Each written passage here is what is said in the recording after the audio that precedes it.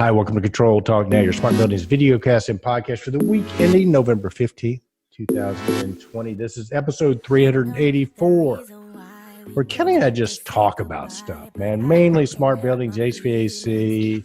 Sometimes we'll get into some of his stuff that he did when he was with the CIA and stuff like that. But hey, before we get started, I got to introduce him. Your co-host and mine, the man, the myth, the legend, the one, the only, Kenny Smyers, the control man, CIA agent, FBI, Ralph Lauren model from Pittsburgh, Pennsylvania. I was going back to your New York City days, Betty, when you were running Studio 54. So, buddy, how you doing? Pretty good, Eric. If you ever get tired of what you're doing now, you can always go into one of those talk show TV because it comes natural, it comes spontaneous, and it's very creative. Well, I've been accused of being a game show host, the game show host of the industry, right? So, and people have told me over and over, without you, I'd have no legitimacy at all. It's like I can make stuff up, but you're the guy who backs it up. I make it up and you back it up. So well, it brings me back to that 2012 rendezvous we had. We were at one of those Tritium meetings. Was it a summit or whatever? And you asked me to play hooky from one of the things. I was like trying to hustle down the hallway to get into one of these breakouts. He said, hey, wait, come on. Let's go down to the pool. I want to talk to you. And it was when you introduced me to control trends and the whole concept, what you were thinking about, and where we could go together if we did it. And man, that's what a long time ago. But the point being is that I don't think I could do what I do if you didn't do what you do. So we're a good team. But why don't we maybe make this a little special? We got two great guests coming up, but before I tell you what, we'll do this after we bring the guest on, okay? But why don't we let the community in on a little secret, a little history lesson about how control trends got started and something that's never been publicly acknowledged before, okay? So, hey, with that, Kenny Smyers, so stay tuned after the episode. You'll get that exclusive. But how about introducing our two guests, Kenny Smyers? Eric, I'd love to get some special stuff. This show is going to be worth watching. Oh, it's going to be great. We have Fred Gordy. When you talk about cybersecurity gurus, Fred he's the first one that comes to my mind and most people's minds because he took cybersecurity and he applied it to building automation and operational technologies. Fred, welcome to the show, and please introduce our second guest. Yeah, welcome. Absolutely.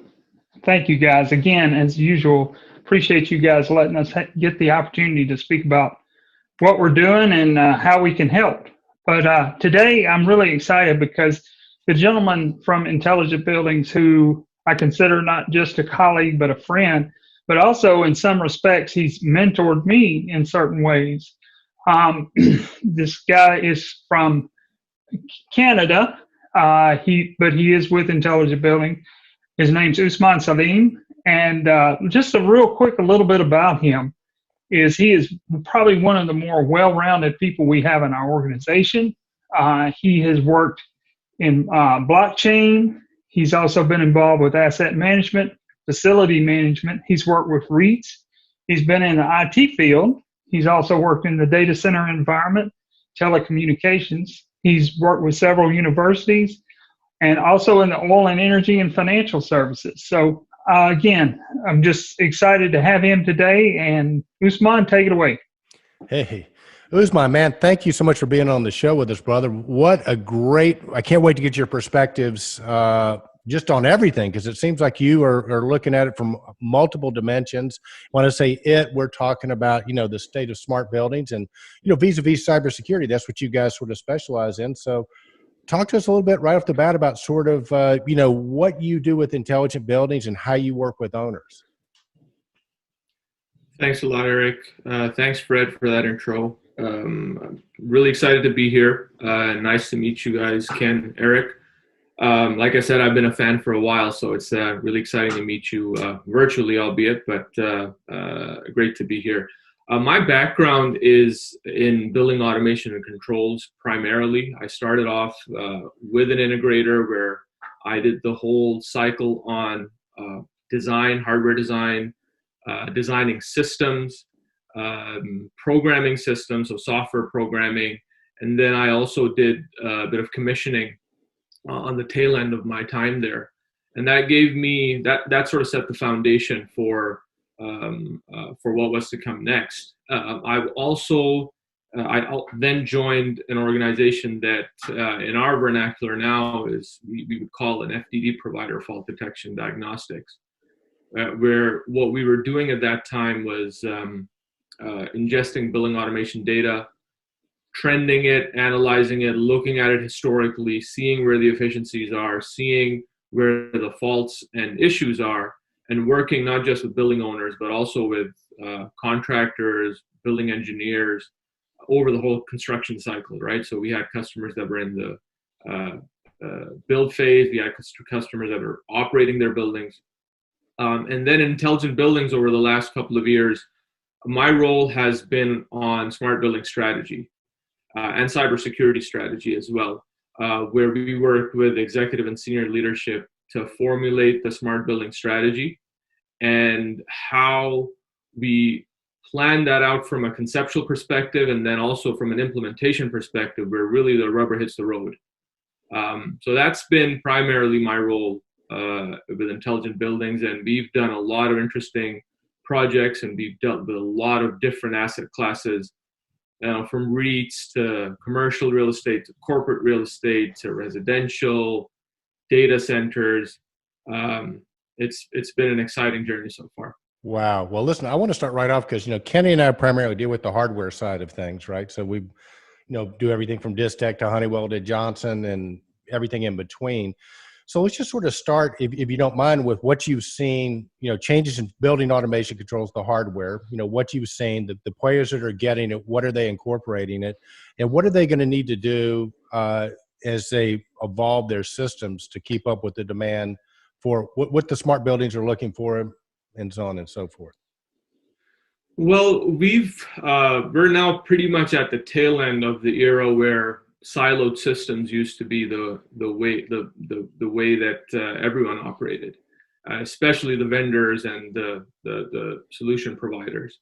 When I started off, the company that I worked for Honeywell, and they were their approach to building automation was to lock in customers to their ecosystem, and so they could get service contracts out of that, maintenance contracts, so on and so forth. And that siloed approach worked for the vendors. I mean, that's why they were successful at it for a long period of time. And now, for the past, I would say 5 to 10 years, that's really been changing. And buildings are now moving more towards an integrated framework, moving more towards having an ecosystem of products and services that are not just bound to one vendor, right? So that's the main shift that we've seen. There's a lot more openness in systems, so to speak, using open protocols. There's been a whole movement behind the scenes there with adoption of BACnet and elimination of protocols that are proprietary. Building owners now more than ever want that variety. They want that openness so that their building systems can integrate. And really, when you have that integration available, there's just so much going on in buildings that it just opens up exciting possibilities. And it opens up a world of insight that previously just wasn't there. It's rare for, in a siloed environment, it's rare for one vendor to have all the building systems under their belt, right? Few are capable of it, obviously, the big ones are. They can provide the HVAC, the lighting, they can provide the metering, they can provide maybe other building systems as well. But usually it's different vendors for different systems, and they usually never spoke to each other, they never talked.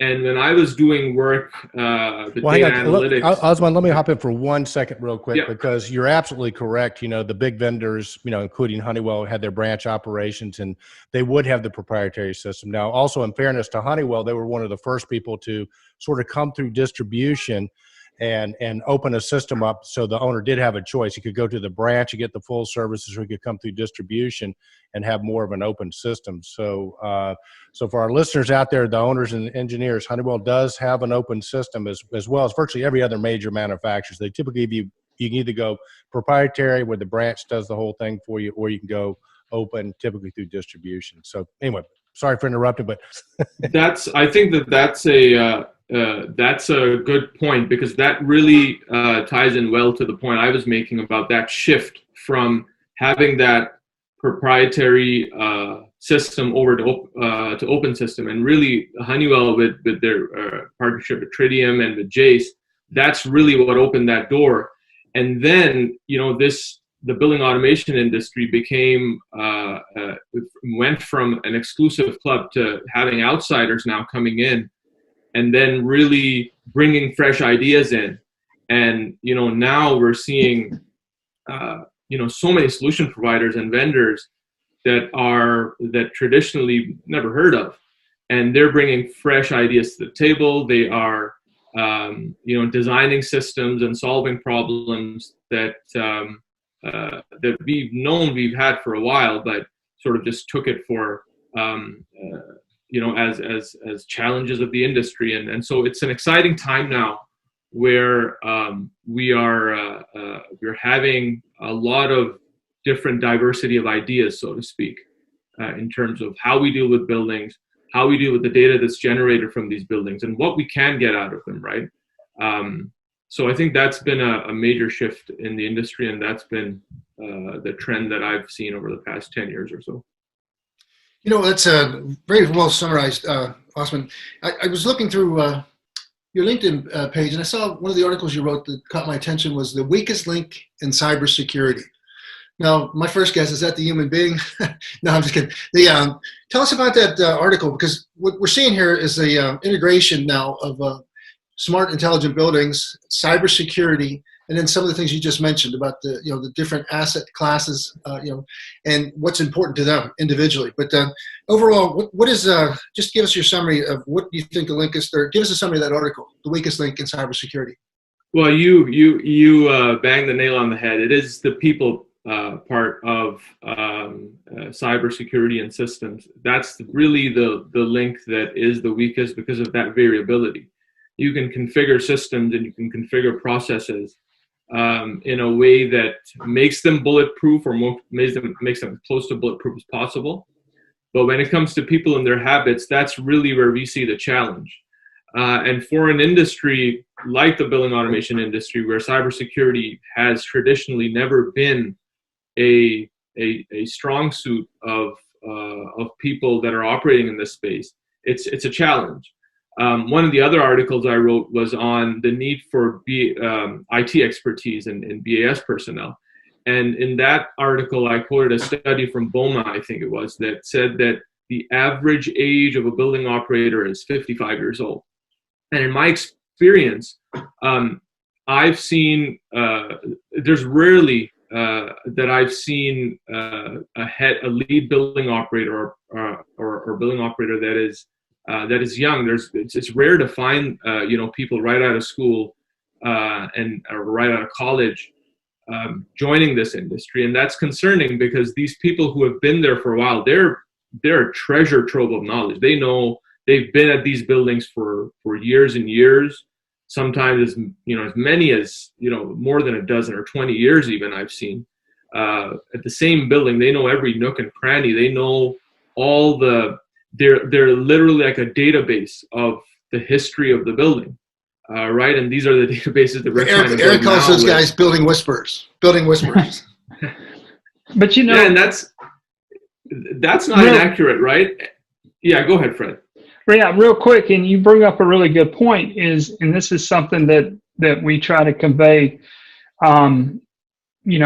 Very quick story.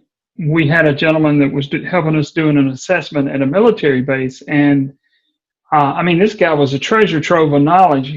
We asked him a question, he knew, and this is a large base. Well, you can't make this stuff up. The very next day, we were waiting for him to meet us for the next series of assessments that day. And somebody called us and said, I'll just call him Joe for now. Joe's not going to be able to make it today. He was in a car accident. And we're like, okay, can you get well, we got two other guys coming to help you. And we were like, okay. And so these guys showed up, and we would ask them a question. And they go, well, Joe knows that. I don't really know. So that right there, what you just said, is like the biggest vulnerability you can have is having that one person who knows everything. The other side of it is with that age of you've got the operators who are in their 50s, younger than me, and then you have the young guys. We do have young guys coming in, but here's another void: is you got the older gentlemen and ladies who know about the building, the mechanical side of it, then you have the younger ones knowing about the computer side of it. But if you took away all of those senior people away, then yes, these guys can drive a computer. But if you tell them to go run a central plant manually, some of them can't do it. So that's another issue. No, Yeah, that's a great point. That's a great point, Fred. I think the whole mindset of the younger folks is to do things remotely, make changes remotely, and really, when it comes down to it, getting on your knees in a dusty mechanical room and putting your head under a pipe to see an issue. That's the knowledge and skill set that the older folks have, and there's a bit of work there that needs to be done. Well, that's again, these are the Achilles heel of our industry, and we work with Ken St. Clair, and we track this. He tells you that you got to have several sets of mentors. So you got the senior mentor, the gray hair, and they have the building whispers. They really do. They put the systems in through pneumatics, electronics, relay mentality, all the way to DDC, and then they kind of transition to a younger mind that comes in that's familiar with IT, or at least computer savvy, networks to get the thing up and running. So we have that partition of information, and Ken said you have to have a younger mentor now. Like, we're not digital natives, so we grew up. We didn't have an iPhone. It was a miserable transition from the little flip phones we had to now. At least we've got a computer that we can fit in our pocket. So the digital native aspect is that we don't know how formidable digital capabilities are. And we need to be reminded by a younger mind that there's an easy way to do things. I mean, several times my daughter has corrected me when she sees me writing something down on a piece of paper. She looks at me like I'm daft. What are you doing? Just say it into your phone. Here, buy groceries, get milk. And me, I'm looking for a sticky pad. Something. So I think that like you're saying, it's a really interesting aspect. But yeah, but hang on, Kenny, real quick. When the power goes off and the phones and the computers don't work, it'll be guys like Mia, you, Fred, and Osman. You're too young, but it'll be the ones that know how to write stuff down, right? Because people are going to go, "What's writing? How do you do that?" Right? So. Good point. Well, and Osman, to your point, Renee Joseph from Johnson Controls wrote an interesting paper back in 2017 about our industry and how the product managers, salespeople, sales engineers, everybody in the business, facility managers, contractors, are all, about 60% of our industry is ready to retire in 2024. Because, just the way this thing happened. Everything grew in a big lump, aged and matured, and there was a middle area of years, 20 years, 15 years, where nobody was coming into the industry. There was no apprenticeship in that period of time. So that we have a big gap here that's frightening. In fact, that we hope that technology and innovation is going to help, get us past that through remote monitoring and artificial intelligence and a lot of the stuff. Like you're saying about fault detection, if you know it's going to break in 24 hours, you can prevent that from happening because it's showing signs it's going to break. But what is your thoughts on the progress that we're making? Are we getting the right people into the organizations that we need, like intelligent buildings? I'm sure you are. What Eric said, you're a young gun to us, so you have, you're going to be holding the baton here for the next 20, 30 years, but is there a mentorship in practice right now with you guys? I mean, do you have you're building so a team? I think that first off, what's happening is that academia is realizing this skills gap. So here in Toronto, the colleges and the universities are now introducing programs that are related to building technologies. We used to have the building operator programs.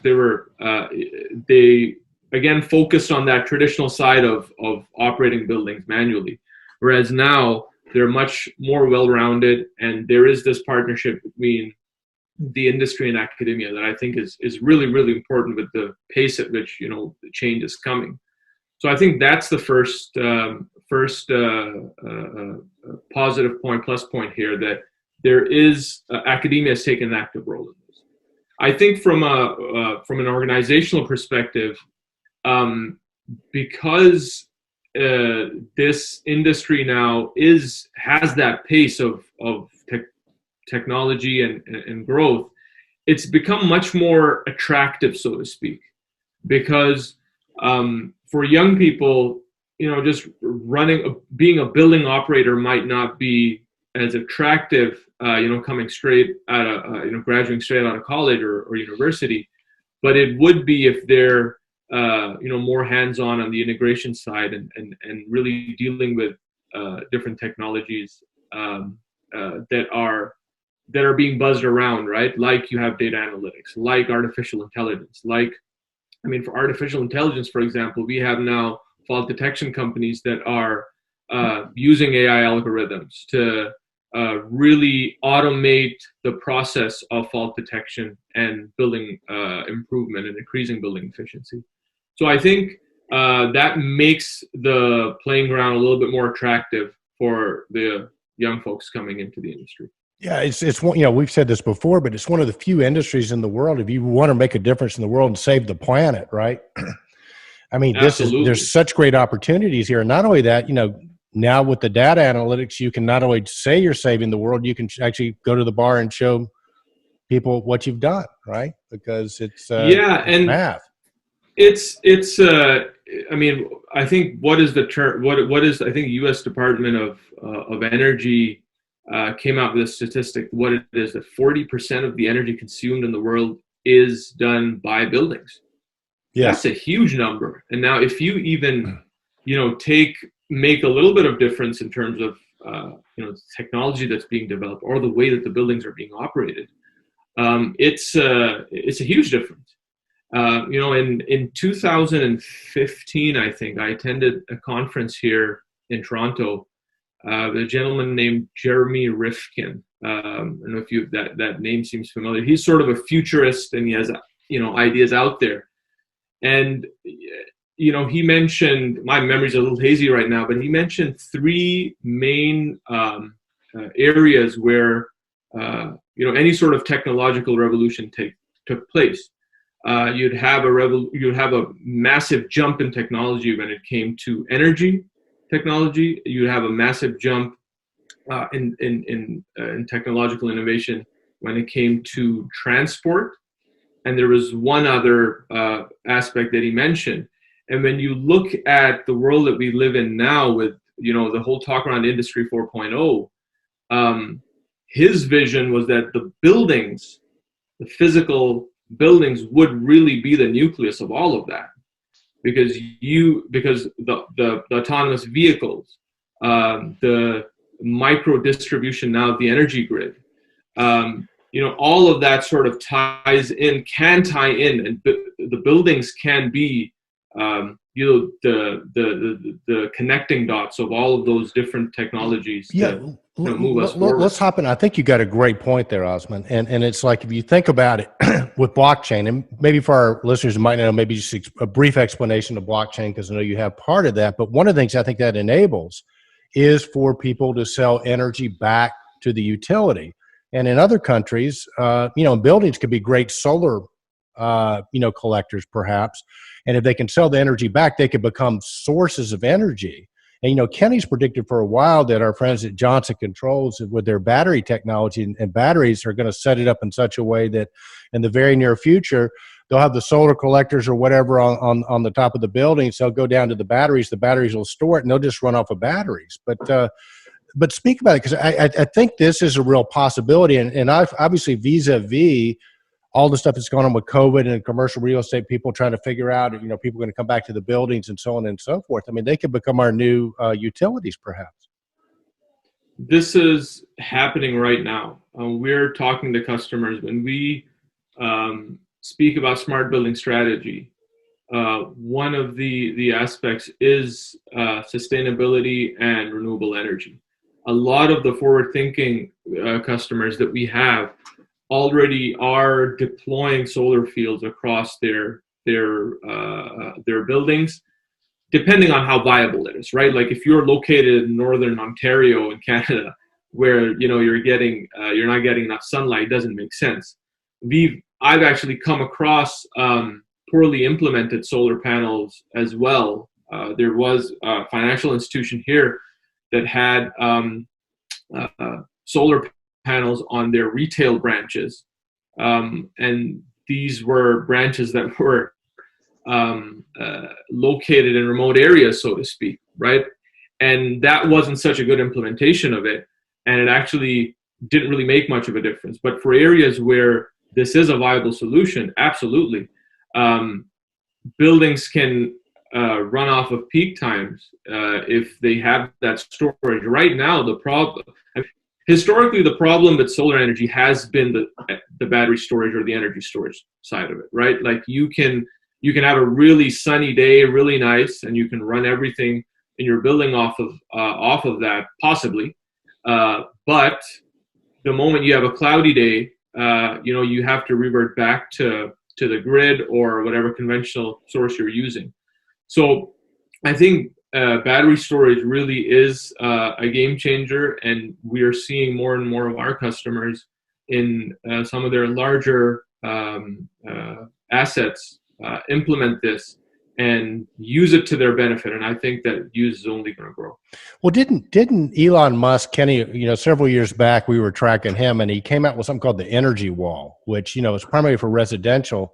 But my understanding of it, and I'm not an expert, so this is a question. My understanding of it was that would allow you to store solar energy for a period of time. Because your point, the challenge with solar is kind of use it or lose it type thing, unless you can store it. Is that correct?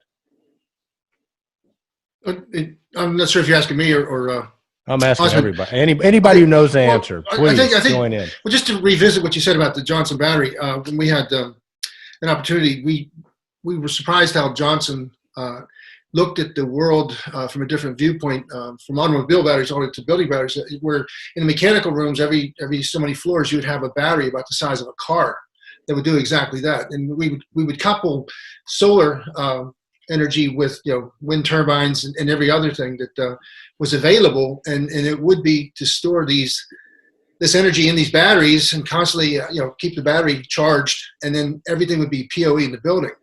Eric and I went out to California one time and talked to a gentleman where the whole building was run on PoE. Everything was power over the internet, and they lived and died on the ability to collect energy, store it, and distribute it through batteries. So I mean, it's going on. It's just like you said, Osman, earlier. It's just, is it practical? I mean, certain parts of the world and certain parts of North America, it's just not feasible to take to depend on solar energy or even wind turbines as your primary source of energy. You have to have multiple. It has to be an integrated, a fused approach towards it. But I think we're really getting some good feedback or interesting items. But you mentioned blockchain, Eric. Osman also has written an article regarding blockchain and the facility management. And I, for one, understand blockchain a little bit, but I don't understand how we would really apply that to facility management. So blockchain has been a technology that was really hyped up a couple of years ago, and for some reason, I know the reason. That it was not. It really went hand in hand with the rise of the proliferation, I would say, of cryptocurrencies, and particularly Bitcoin, that reached the peak of its value. I think a couple of years ago, it was a little bit more than that, people. So it became synonymous with cryptocurrency, but blockchain really is the foundational technology that enables these cryptocurrencies like Bitcoin, like Litecoin, and some of the other ones. Yeah. And so as a technology, I became really interested in it, and I took some time to understand it, to learn it and really see how this would apply. You see, that when we talk about blockchain and when we get over all the hype, how it is the greatest thing ever, it is a technology that at that time, I'm talking 2-3 years ago, even at that time, it was in the conceptual phase, aside from the cryptocurrency.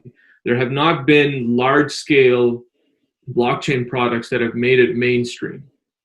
So when I wrote that article on facility management, this was also sort of me, conceptualizing and just thinking where this technology and how this technology could apply to real estate.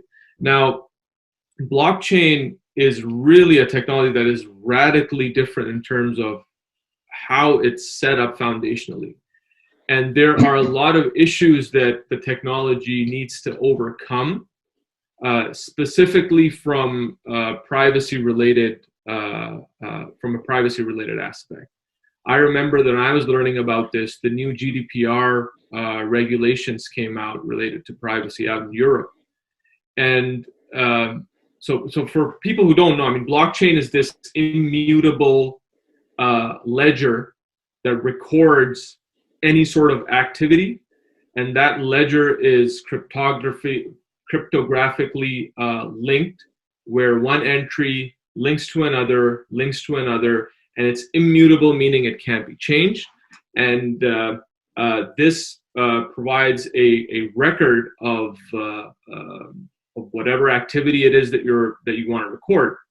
And there's some other aspects to it too. But imagine that with respect to privacy. Now, if you have users that are, for example, let's just, for sake of an example, let's say that your user logs or logging activity in your building automation system is done on the back end of the blockchain-based system. You're going to have privacy issues because that ledger that's recording activity is by definition immutable, which means that in this day and age, with the whole debate around privacy and user rights, I mean, you guys down in the States have this whole issue with the tech leaders, testifying in terms of in front of government. What if a user wants to delete their history? Right now, even with tech companies like Google and Facebook and some of the other ones, if you request that all of your data be deleted by law, they're supposed to allow you that ability. Now, with a blockchain, that ability to delete your activity and delete anything that you've done, you can't do that. I mean, foundationally, that's exactly what blockchain is trying to avoid. And the reason the blockchain is like that is because, I mean, there is a sentiment in the different movements of blockchain development that have this mistrust of the mainstream financial institutions. So they want to make all the records available and want to make everything, transparent. That hasn't really taken off because of these privacy issues. So I think fundamentally, I think that's something definitely to keep in mind. And, I've sort of taken my foot off the gas with respect to that technology right now, because I think that we're still, in my opinion, we're still at least a few years away from having that mainstream. But let me hop in real quick. But could you use it for certain things? Because I get it, you wouldn't want to use it for everything. But part of the digital currency, and I think what blockchain is not blockchain, but Bitcoin and some of those currencies are so popular is because they can't be manipulated. Of course, the downside of it is because I think there's more lost Bitcoin than anything else. Because if you lose your unique code, then it's just gone. Nobody can get it. But things like contracts and things like that for real estate, where you don't want that to be erasable, right? I mean, so can you sort of pick and choose with the blockchain, or is it an all or nothing proposition when you're talking to one of your customers about we want to start implementing blockchain? It's not an all or nothing. So there are ways, and that example that you gave was one of the ideas that I explored in my article, where service contracts or maintenance contracts or even maintenance logs, these are items that internally an organization would need to keep. We've been there where we've seen a paper clip hanging from the side of a piece of equipment, whether that's a chiller or a boiler or whatever, with a maintenance log, and a technician coming in and scribbling in dates, and it's just really difficult to keep track of that. There are other solutions now out there that have overcome that problem and digitized it. But I think on the back end, basically how the sausage is made for a solution like that, it could implement blockchain technology internally in an organization. Yeah. And What? Go ahead. and I was just going to say that there are private implementations of blockchain as well. So there's publicly available blockchains and there's privately available blockchains, and then there's a hybrid in between as well. And those are largely the two main categorizations, and there's variations obviously of them. But privately, for an organization to internally keep track of activity, where they'd be able to audit, where they'd be able to go back and see a transaction take place, whether that's a financial transaction or whether that's just any type of transaction, right? I think that there is opportunity there. Well, I think there are two groups of people that are going to rail against blockchain, at least in that context. One is going to be politicians, because they sure as hell don't want to have immutable records that they can't change or delete. And second is going to be lawyers, because part of what I had read was that, part of what made this really interesting is if I have a lease with you or whatever, or an insurance claim with you, right, is spelled out in blockchain. It can be automated to the point that if I submit, let's just say use insurance, I submit a picture of my wrecked car, my roof, or whatever, then it just takes place seamlessly. The money is sent to me without having to go through other people, right? So that sounds like that could be a good use. But I love the fact that intelligent buildings, has somebody that understands blockchain, because I think it's going to be part of our future more than another. And I think it's just cool that you guys are able to do it.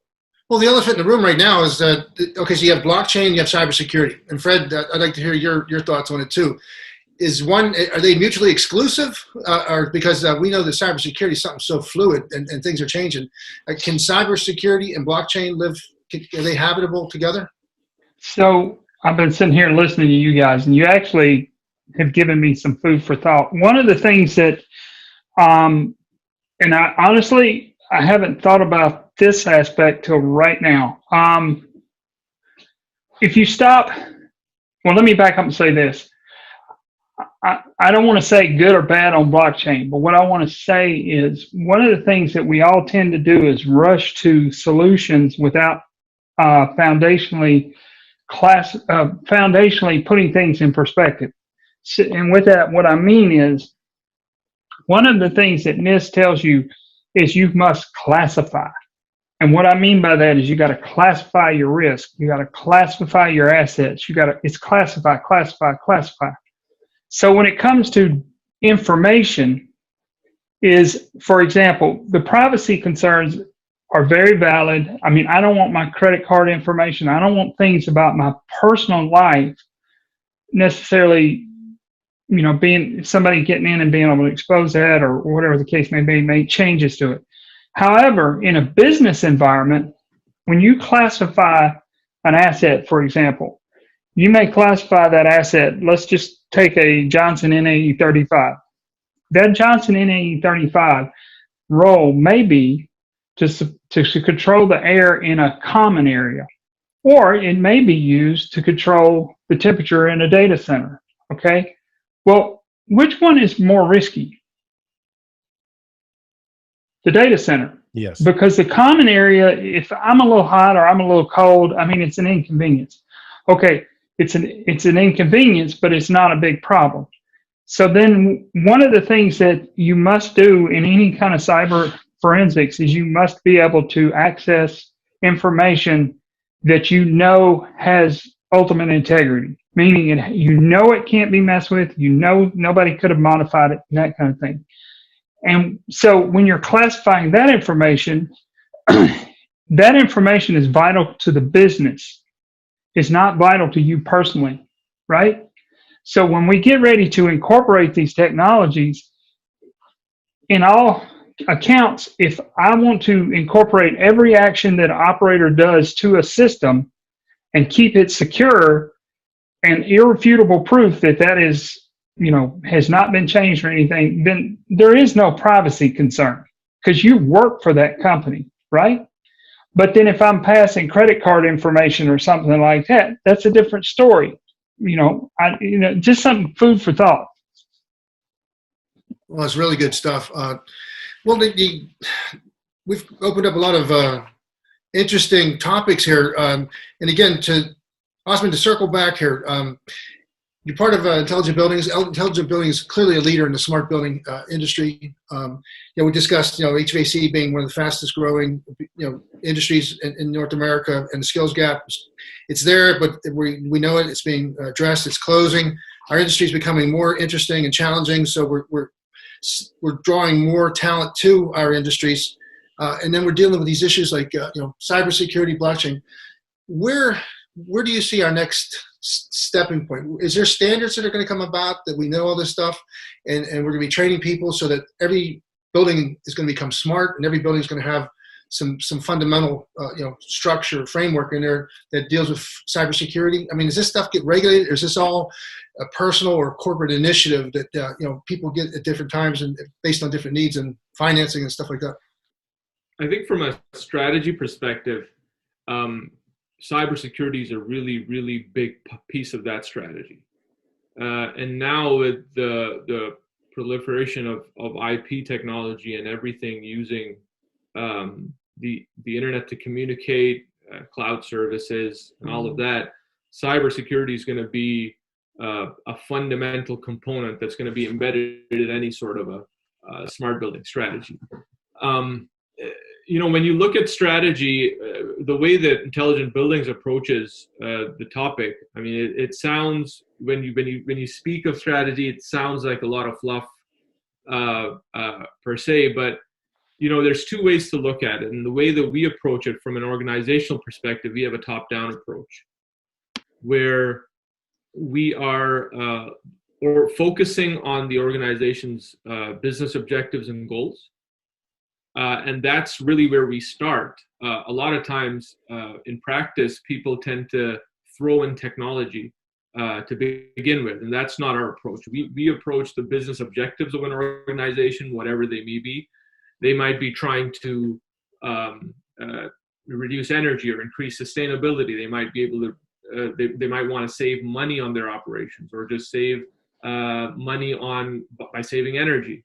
Or do they want a great experience for their occupants? Are they focusing on tenant experience so that when someone walks into their building, they're just, their eyes blow wide open and they're like, wow, this is amazing? Or do they want a bit of both, right? So once we've established that, then we go down to, all right, what are the capabilities that will help you achieve that? And what is within the realm of your reality right now in terms of your building, what's possible? And that's sort of where you have the realistic approach, and then you have sort of the pie in the sky stuff in terms of the things that you want to do. And then we move on to, all right, so now we've established your business goals, we've established what capabilities you want to achieve. Then we go into technology. So we don't dive in technology first. We go from their business objectives goals. And the other way to look at it, and this is maybe a more real world example that people can relate to, is whenever you speak of strategy, it's really a plan to do something, right?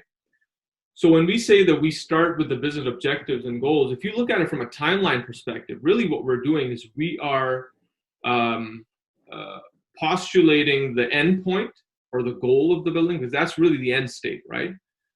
And then we're reasoning backwards.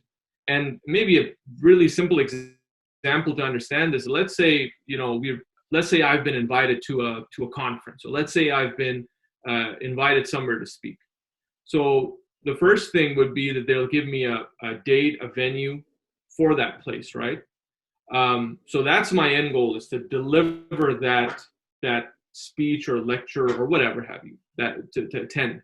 Now, once I have that information, then I reason backwards and make a strategy on how to get there. So if it's in a place that's outside of where I live, then I'll probably need accommodation. I'll probably look for hotels nearby to see, okay, what's available. I might not get a hotel for that day. I might need to get a hotel may only be available, a day before. So now that I've done that, then I work backwards to say, okay, how do I get to that place? Do I take the train? Do I take the plane? So then I look at flights, and I might find that, okay, for that specific day, the flight that I have to take actually leaves the night before. And then so you work backwards to where you are right now. And that's really what we're doing with the strategy. We're identifying the business objective and the goal, and then we reason backwards to where they are now and really figure everything out. And cybersecurity, to your point, Ken, that's every step of the way. And that's why when we're developing these strategies from the onset, cybersecurity is a discussion, because we need the systems and the data to be secure. We need them not to be vulnerable to bad actors out there that are looking for easy pickings. So the actually the upside for organizations is that if they set up their strategy right, if they do really basic things in the beginning, if they take simple measures in the beginning, and Fred can attest to this, for if you were to categorize the amount or types of attacks or threats that they have, they'd probably be able to mitigate 80% of that with very simple steps and policies and procedures in place. It doesn't have to get as bad as it does at some organizations where they lose all their data or they're held to ransom. So really, if you start smart if you start smart then and secure, you're mitigating that risk from the onset. So I think now listen, I got to hop in here because you brought up the S word. Okay. And we're kind of running a little bit out of time. So, as we sort of wind down here, you brought up actually two S words, smart and strategy. And I know you guys are intelligent buildings are a lot more than just cybersecurity, and I totally get the piece about the cybersecurity. But, I think, most of the owners that we talk to now, the real estate owners, are struggling with the question, given COVID-19, how do we get people back into the buildings? I think a lot of the integrators that listen to our show are trying to think, how can we create value, and help with this particular thing? So let's talk strategy, if you would, for a minute. You and Fred put your heads together and give us some, if Kenny Cousins over there, Cousins Property, or Eric Wakefield or Cushman Wakefield or whatever, if we were those guys and you're sitting down talking to us, what sort of tips would you give us strategically? It could be broad strokes, but from a strategic perspective, what should we be thinking about and how should we be thinking about it? Well, I'll let Fred speak and add to what I'm about to say. I think to just set the stage on this pandemic and the situation, it really has been a roller coaster ride, because this situation, not just the disease itself, has been novel in every sense of the term. Because in our generation, interesting side point, I was talking to my grandmother who's seen the 30s and the 40s and the 50s, and to this day, she's never seen anything like this. Right. So this is a generational thing that's so unique that we don't really know how to deal with it. And that's also manifested in how facility management reacted to this pandemic, where we were talking about things like monitoring people's temperatures and having thermal imaging, how much value that would provide given the investment going into it and the time spent was questionable. And we know now that that's probably not the most effective way to secure your buildings. But I think in a nutshell, facility management and building owners, they need to make their staff feel safe. And, good thing for us is that retail has sort of paved the way for that. Because businesses are open and they are implementing measures out there. There are a lot of interesting capabilities that you can enable from existing technology that helps not just facility maintain that safe environment, but helps the actual occupants stay safe. One of the interesting technologies is people counting and people tracking. This is a technology that right before up into the pandemic, it's funny because the objective of that technology was to really densify the building space that you had. I said I worked for Honeywell. I visited the office a bit later just to see people there, and they had gone down from 3 levels to 2, just really getting rid of that space and everything. And now, after the pandemic, the companies that provide that technology completely did a 180 turn. And now it's all about spacing out because, medical experts will tell you that that's probably an effective way. And then the other strategy that hasn't gone away and that won't go away, that's always been so fundamental, really, that sometimes you tend to miss it, is indoor air quality, air changes, just the basics. We're breathing the same space, same air in indoor spaces. So how often is that being changed, and what's that quality of air that people are breathing? So I think simple, well, I say simple, but some of these technologies aren't simple, but those sort of measures now have a different take than they did before the pandemic. But the focus is really on making sure that the occupants stay safe and feel safe. I think there's a difference. You can keep them safe by having a martial law style of building where you physically keep them apart, but that won't make them feel safe, right? So it's really that it's not really so much of an objective goal, but it's more of a subjective goal of how people feel. But I think that's the challenge that facility managers are dealing with right now. Fred, why don't you add your, I know you've been anxious to say some things because that's a great topic. So from a standpoint, Usman made a couple of, everything that he said, I agree with. The only thing that I would add is maybe to make it maybe a little more focused approach is, we've been so focused on making the buildings energy efficient. The guys that are running the buildings, they are tasked with, hey, keep this system working well so that we don't have to spend any more energy or money that we have to on energy. Now we've actually layered on another piece, and that piece is not only do you got to make sure that it's running efficiently, you also got to make sure that it's running cleanly, which means that there's a lot more attention to detail on things like filter changes and how the system is cycling the air. Like Usman said, is you want to make sure that the buildings HVAC systems are living up to what they're supposed to from that aspect. But then also, too, the supporting systems that go along with it, you need to be aware of that. But another key thing is making people feel safe. We do, and this is something that I study. I like to study the effects of events on people, because when it comes to cybersecurity, it's not all about just hacking a piece of equipment or stealing data. It's also about the mental aspect of it. There is a whole group of people that their goal is to create chaos. And if, for example, you've probably heard me say this before, is if we live in a post 9/11 era, so if I'm in a multi-story building or somebody's in a multi-story building and I get into your system and shut the lights off and I lock your elevators, sometimes all I got to do is let you go nuts, and then people will hurt themselves.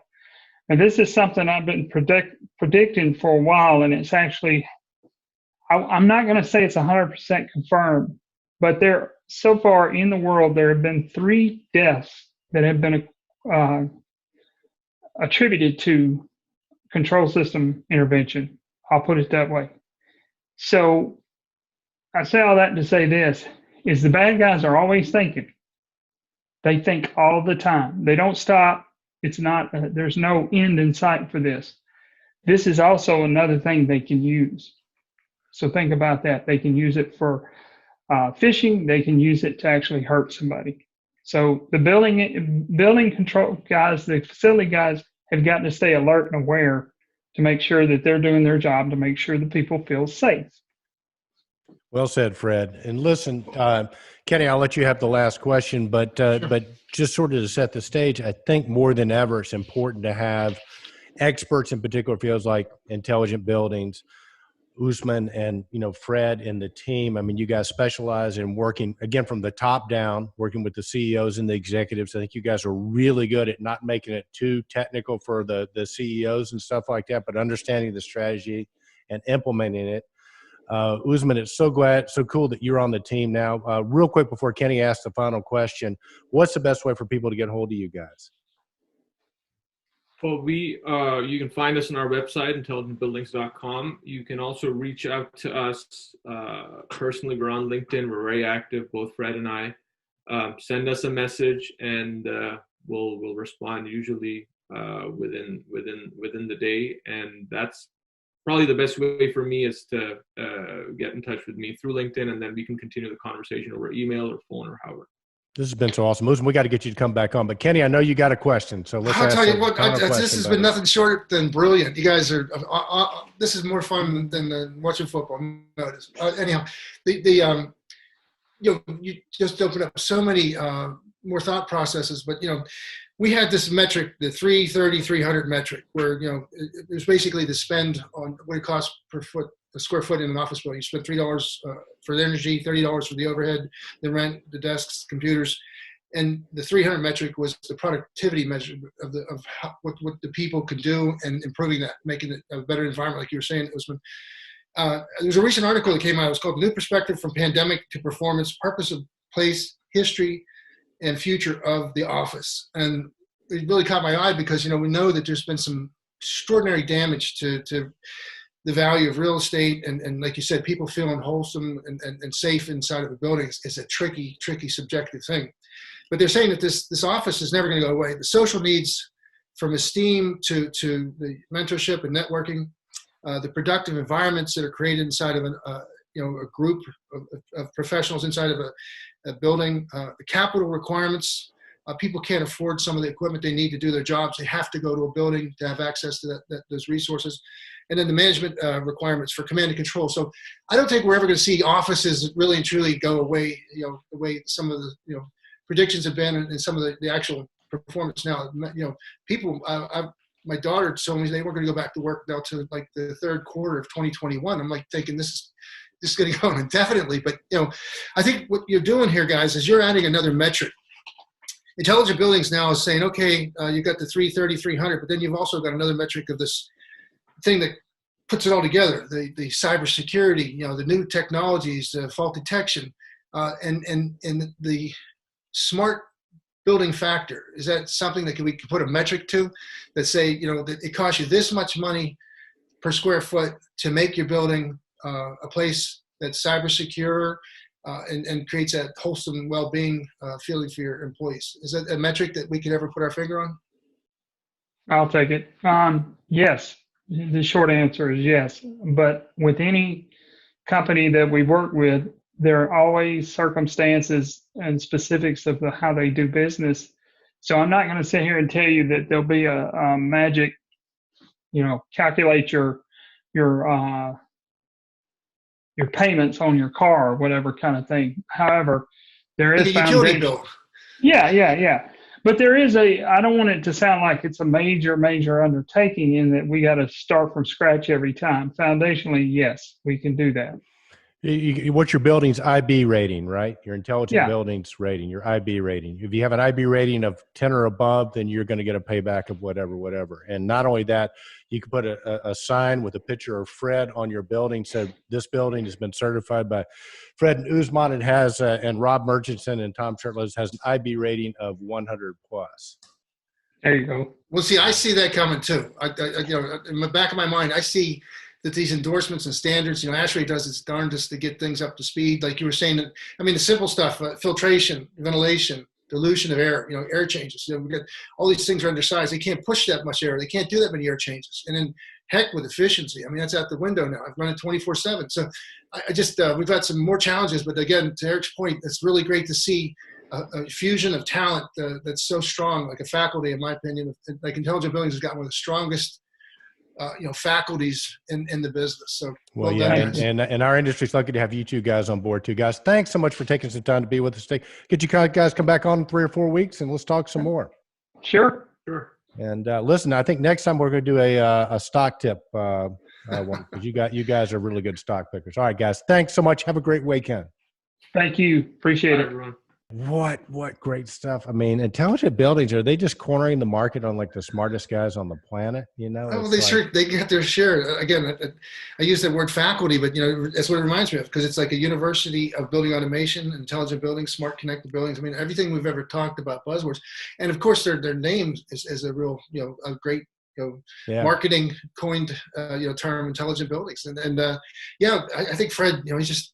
I love the way he just has so much passion, and he's so smart, and he just brings the most current information that's relevant, and I like how they make it understandable that it's fixable, it's doable. You got to have a strategy, and then Osmond's terms about for postulating the end state and then reasoning backwards. I mean, these are terms that I think everybody can use and understand and relate to. Yeah, So but I mean, you think about what you get with these guys, because when we first met Intelligent Buildings, I mean, what they were talking about, Tom Shurtleff and Rob Murchison, what their claim to fame was that, how do we incorporate building automation, get all the stakeholders to sit down at the table and talk together? It was primarily about building automation when we first met them, and now it's just expanded to everything. And now they got somebody on staff that could talk to you about blockchain if you wanted to talk about that. The cybersecurity, obviously, that they're great with that. But I mean, they have so many, like you say, smart people that they bring to the table. So it's a great company and great folks. And shout out to Tom Shurtleff and Rob Murchison from Intelligent Buildings. You guys have done a great job. So sure have. all right, Kenny. So do we do this? Do we tell people? Well, you want to just run across a couple of posts. Tritium Talk 4.9 module signing that came and went, but I'm sure that if you signed up for it, you can access the archives. Live stream webinar from ACI, live webinar with Brant Cosbaum. It's going to be November 18th, 11 o'clock Central Standard Time. So if you have time, and it's all good stuff, and we'll have a couple more posts. Facilio, we got a post coming up from them. I believe we got one from Scott Mensch and J2 Innovations, and I think that'll wrap up our week. Well, there you go. There you go. So do we tell them the story about how we got started or not? All right, just keep it clean. Keep it as clean as possible with me and you. So so we got to go way back. And I mean, I forget what was it, what the year was where there's a Johnson Controls meeting. And I sat down next to this guy, and I had been big friends with a guy named Tommy Smyers, Kenny's brother. And I sit next to this guy, and he looks over and says, "My name's Ken Smyers. Any relation to Tommy?" And we get to talking. And so I look at Kenny, and at the time I thought I was going to be a painter, an expressionistic painter like Max Beckmann from Germany or whatever. So I was painting every day. And so I look at Kenny and say, "Yeah, I pay the bills of my job, but I'm really a painter." And Kenny goes, "Well, that's interesting because I pay the bills of my job, but I'm really a writer. I'm going to write the next great American novel or 2 or 3 or 4 or whatever." So we sort of had this in common. We were both involved in family businesses, yet we both had these passions for the arts, me for painting and Kenny for writing. So over the years, Kenny and I, Kenny would send me stuff he was writing. I'd send him pictures of paintings I was doing. And, when we would see each other at meetings, we'd talk about art and so on and so forth. Well, the painting kind of came and went for me. I think one of my ex-wives got my my paints, my oils, and my acrylics and all my brushes in a divorce settlement. And years passed, and I hadn't seen you. And I see you and I'd started Control Trends.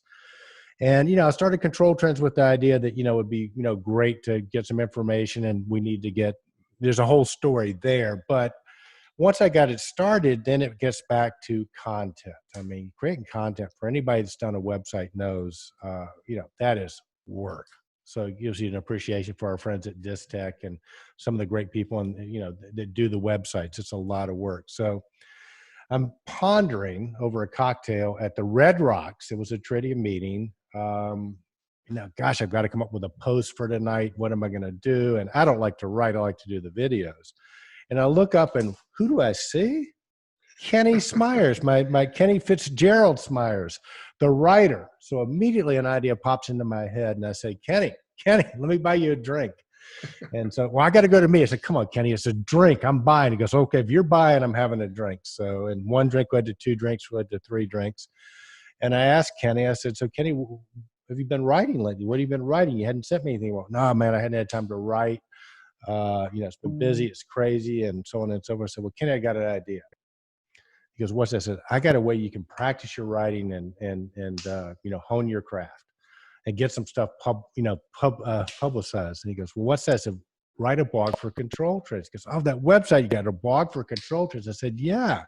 He says, nah, dude, I'm in a family business. I'm not sure that would be a good idea. I said, no, dude. All right, here's the big reveal. Wait for it. I said, Kenny, I got an idea. Don't write as Kenny Smyers. Write as Clint. Write a column called The Good, the Bad, and the Ugly. And I'll put a picture of Clint Eastwood up here. So Kenny Smyers, a.k.a. Clint, The Good, the Bad, and the Ugly, was the author of that column. And it went on for a while. And then Clint, we just sort of killed him off because you sort of came out of the closet, so to speak. And I started doing things more actively. But that's how you and I started our partnership. I remember so well that the meeting you're talking about was in Arizona, in one of those really nice, fancy resorts up in the mountains. I remember because at night the coyotes would come out. The idea was to be not walking around there. And I was reading Sir Joshua Reynolds. That's right. Who created the Art Institute. Debate about Joshua Reynolds. And I remember you were into art, and I said, who was the most magnificent art or paintist? Was it Raphael? Was it Michelangelo? And because in this book, at the very end of it, the guy says Michelangelo. And I think I gave you that book, by the way. You did. I thought, by the way, just so you know, I thought Sir Joshua Reynolds was full of shit. None of those guys were good. But that's just me. Well, we had that debate 15 years ago. Right? But here, just so check it out. So what he said was, he was telling the King of England that if you want to have an art institute to rival the Dutch and the Italians, we got to get started right now. And the Spanish, because all of Europe was into the Renaissance, and they were just they're creating statues that were just so marvelous that people take people's breath away. So he said, we need to dig in. We need to start an institute. So they began the Royal Art Institute of England by this king's blessing, and then they started recruiting young artists and developing. So and we were doing that with Controls. We're doing that with our business. It was a weak stretch, but it still linked the two concepts together, because I think over time that's what we did. We helped define what we were in the middle of, where we were at, where we're going to go to, and to talk about the people and the places that made that we're going to get us there. But I think it's worth noting that every step of the way, there was doubt. It was like when we even did Control Trends, it was like nobody's going to pay attention to this or whatever. But then, after we did, the blog for a while, then we came up with the idea for Control News of the Week, right? And then it was like the big debate was everybody was telling us that, nobody will listen to that. Maybe a lot of people don't anymore, but then it was like, well, it should only be 5 minutes or 10 minutes. And we go, no, we're going to do long form. We're going to have it be an hour or whatever. And there was 7 minutes with Rob Allen, and everything. 7 minutes of Control with Rob Allen. Yeah, that's yeah. Right. So we've seen some great people come and go along the way too. We met some incredible people. I was thinking about Tom Rossback from Honeywell the other day. Nino DeCosmo too. I mean, Nino DeCosmo. Yeah. I mean, it just afforded us an opportunity. People later on would sort of ask. And now, podcasting and blogs and all that's kind of a big deal. Everybody does it, but kind of early on, when we started it, people, why do you do it? It's a lot of work. Man, we get to talk to really cool people. I mean, Chris Eichmann, we had some big guys. We were Jenny Stentz, and man, it's just been some. Oh yeah, Jenny Stentz. Yeah. Don't you remember we did the interview with her, and we were in my Tesla driving down the road, and there's Jenny Stentz. It was remarkable. Yeah, you guys did a high five. It was a great picture. Yeah, yeah. But I'm just saying. So we caught on to it. I remember some of the. And I think your creativity with that the website, the one commercial you did down in the office, it was the first time I saw a green screen. I didn't know what the heck it was. You're saying, we're standing in front of this thing. He said, "Don't worry about it. I'll put an image back there. You'll see. Don't worry. Just shut up and talk. And don't complain." But and then it went to the you did the globe thing where it went from I think it was from Georgia to Dallas. For the Control Retention Awards, first Control. And that was like the cool. I'd never seen anything, anybody make that. I thought that was that was just great, And now I'm not even in the class with the amateurs now in terms of what they're able to do with that stuff. The technology's just gotten so great, and but it's been a great ride. And I guess for our audience out there, it's suffice it to say we really, really appreciate all the support over the years, and it's just been a fun ride. And I don't know how much longer Kenny and I'll do it, but we're going to keep doing it for a while, I think, for sure. But we've made a conscious effort to sort of lay a little bit low. We figure everybody's inundated with Zoom meetings and everything else. We won't have the Control Trends Awards this year. We might, put some videos up from previous Control Trends Awards. God willing, we'll get back on that next year. But, it's kind of a reset. And I think Kenny and I are also trying to find out what would be the next innovative thing that would be creative, that would create value. So if any of our listeners out there have any ideas, please, reach out in comments or reach out to me or Kenny and let us know, because we've kind of been there and done that, right? Well, yeah, but I think we got the Control Trends Museum and our Hall of Fame thing has residual value that we'll build on it. As you said, as you go through different stages of life, and as more time becomes available, and we get more more back in tune with our artistic selves, we'll have an opportunity to come in and sustain that, and find somebody that can pass the torch to, pass the baton to. Absolutely. All right, brother. Well, listen, man, with that, man, we need to get on with the weekend. But, hey, man, a special thanks to Fred Gordy and Usman Salim from Intelligent Buildings. Really appreciate those guys. And to our audience, very much appreciate you. So remember, be bold, stay in control, stay relevant, and have a wonderful week. Indeed, Eric. Indeed, Kenny Smyers. And speaking of the thumbs as field goals, go Steelers. Go Steelers. They're still undefeated, right?